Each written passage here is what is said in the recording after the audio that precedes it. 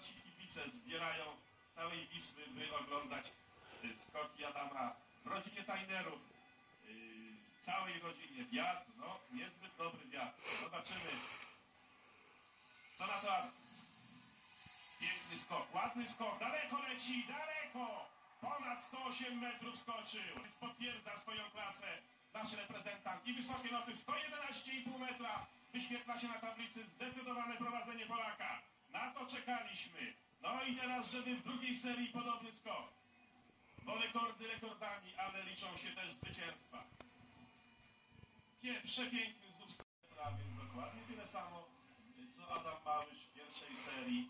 I rzecz jasna, Noriaki Kasai, świetny przecież zawodnik, który tutaj no, do tej pory prowadził i to chyba nie będzie, mam nadzieję, prowadził, bo na razie licząc 2,5 konkursu,